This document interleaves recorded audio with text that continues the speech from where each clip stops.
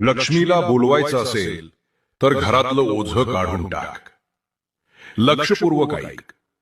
लक्ष्मी ही केवळ सोन्या नाण्याची पैशांची देवी नाही, ती ऊर्जा आहे, ती चैतन्य आहे. लक्ष्मी तिथेच येते जिथं घाण नाही. बाळा, तू म्हणतेस रोज पूजा करते, पण लक्ष्मी घरी येत नाही. तू जरा तुझ्या घरात बघ. जुने कपडे, तुटलेल्या गोष्टी, नको असलेली कागद, सगळं साठवून ठेवलेले असणार.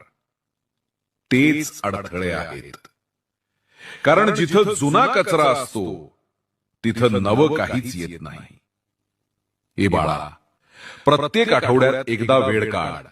बघ, जे काही वापरत नाहीस ते बाहेर फेकून दे. चांगले असेल तर ते कोणाला तरी दे ज्याला त्याचा उपयोग होईल.